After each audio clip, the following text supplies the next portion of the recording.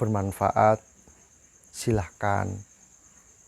Dan kalaupun misalnya berkenan, monggo untuk di-share, untuk di-subscribe, untuk di-like. Jadi kalaupun misalnya dirasa bermanfaat, ya silahkan di-share, silahkan di-komen, silahkan di-like. Kalaupun misalnya mau bertanya, silahkan langsung komentar aja, enggak apa-apa. Bang, saya pengen di podcast Anda membahas tentang ini. Ya nanti kita akan penuhilah request dari rekan-rekan semua itu. Jadi kita sangat terbuka sebatas kemampuan kami.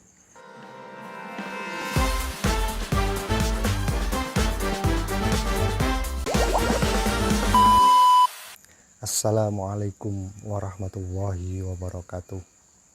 Selamat malam, salam sejahtera bagi kita semua. Kembali lagi pada podcast Cangkruk Gerdu. Tentunya kami akan membahas hal-hal yang sangat ringan dan semoga dapat memberikan manfaat kepada seluruh masyarakat.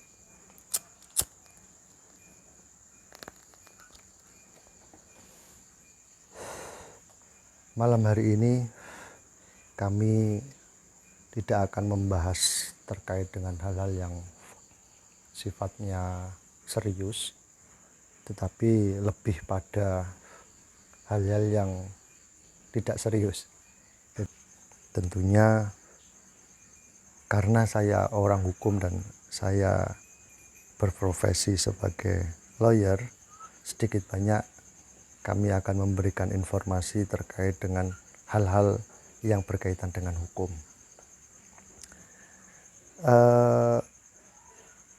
Kalau misalnya orang berumah tangga yang kemudian melakukan perceraian, itu pasti ada implikasi hukumnya. Salah satunya adalah jenis nafkah pasca cerai untuk mantan istri. Nafkah mantan istri pasca bercerai dalam pernikahan Islam terdiri dari nafkah iddah. Nafkah iddah itu nafkah dalam masa tunggu selama 3 bulan. Terus kemudian ada nafkah madiyah. Nafkah madiyah itu nafkah masa lampau. Artinya ketika misalnya suami istri ini telah berpisah ranjang karena suatu hal, itu besar kemungkinan ada kewajiban dari suami yang tidak dilaksanakan. Salah satunya adalah memberikan nafkah lahiriah. Memberikan nafkah lahiriah ini tentunya sudah menjadi kewajiban dari suami. Ketika misalnya berpisah ranjang itu ataupun berpisah rumah, itu tentunya juga kalau masih dalam status suami istri, belum ada perceraian baik secara negara maupun secara negara ya, itu suami masih mempunyai kewajiban untuk menafkahi. Sehingga dalam kompilasi hukum Islam itu disebutkan bahwa hal tersebut menjadi kewajiban ketika misalnya telah terjadi perceraian. Apa itu? Nafkah madiyah, nafkah masa lampau. Terus kemudian ada nafkah mut'ah, nafkah penglipur, artinya pesangon. Kalau orang Jawa itu ngomong pesangon ya, pesangon. Orang telah melakukan hubungan suami istri yang mungkin saja waktunya panjang, waktunya lama, terus kemudian karena suatu hal yang itu cukup beralasan menurut ketentuan peraturan perundang-undangan sehingga berpisah. Nah, ini ada yang namanya mut'ah, nafkah penghibur ataupun pesangon. Ya sekiranya ngasih kenang-kenangan lah, ngasih kenang-kenangan ketika misalnya berpisah ataupun bercerai dengan istrinya. Nah, ini suami ketika misalnya mempunyai kemampuan dalam hal finansial, tentunya mempunyai kewajiban untuk memberikan mut'ah tersebut, pesangon tersebut, ataupun apa bahasanya itu kenang-kenangan. Terus ada biaya hadonah, biaya untuk nafkah anak. Ini juga diatur dalam peraturan perundang-undangan. Ya, kenapa? Bila mana dalam sebuah perkawinan tersebut telah timbul ataupun telah menghasilkan anak, maka suami ketika bercerai, maka suami mempunyai kewajiban untuk memberikan biaya kepada anaknya, biaya hidup ataupun nafkah anak.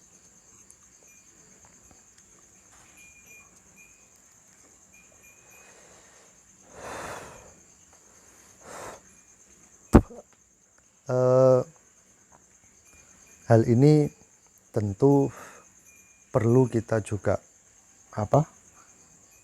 mengetahui hal-hal demikian.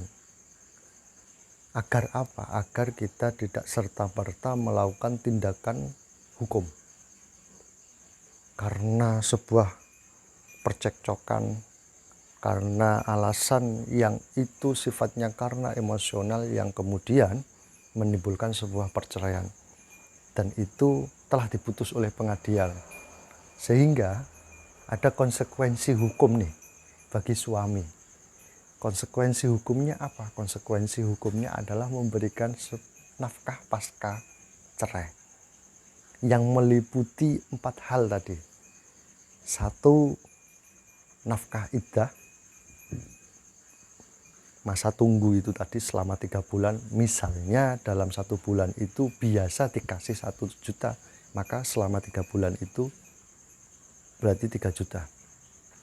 Yang kemudian ditambah lagi mut'ah. Artinya ketika kita ngomong penglipur itu, permintaan dari istri itu seperti apa, kemampuan dari suami itu berapa, itu nanti akan dijadikan pertimbangan oleh hakim. Maka nanti keputusannya ada di hakim. Berapa nominalnya nafkah mut'ahnya.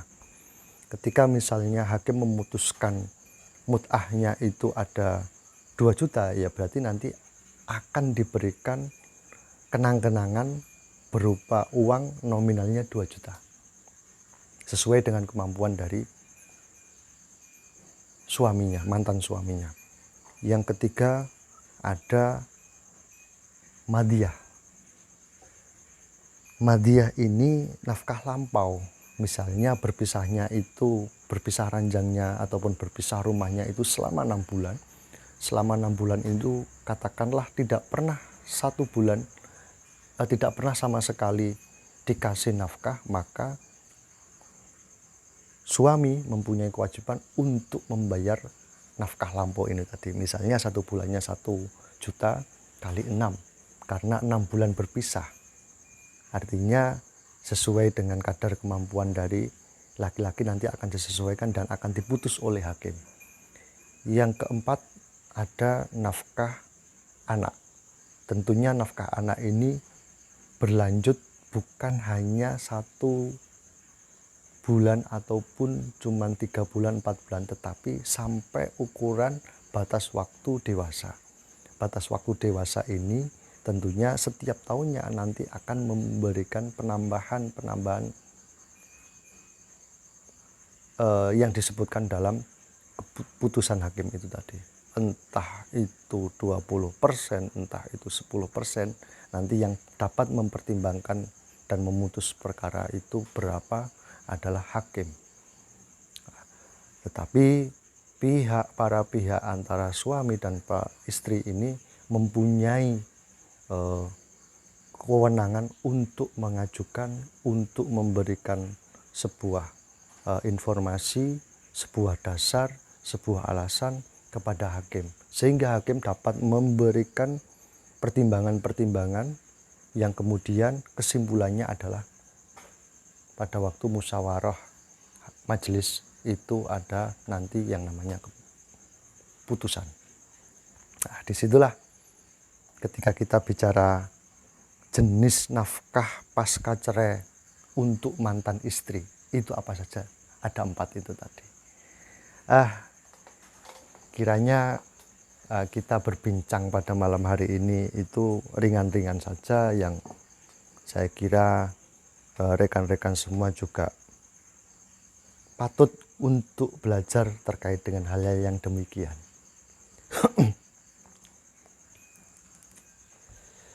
Kami sebetulnya mempunyai cita-cita itu, podcast ini bisa diterima, bisa dibuat semacam rujukan yang tentu ya kalau bermanfaat silahkan, dan kalaupun misalnya berkenan monggo untuk di-share, untuk di-subscribe, untuk di-like. Jadi kalaupun misalnya dirasa bermanfaat ya silahkan di-share, silahkan di-komen, silahkan di-like. Kalaupun misalnya mau bertanya silahkan langsung komentar aja, enggak apa-apa. Bang, saya pengen di podcast Anda membahas tentang ini, ya nanti kita akan penuhilah request dari rekan-rekan semua itu. Jadi kita sangat terbuka sebatas kemampuan kami. Insya Allah kami akan belajar ketika misalnya memang ada request dari rekan-rekan semua. Kita tidak menutup kemungkinan untuk mendatangkan tamu, mendatangkan narasumber yang berkompeten di bidangnya. Kita tidak akan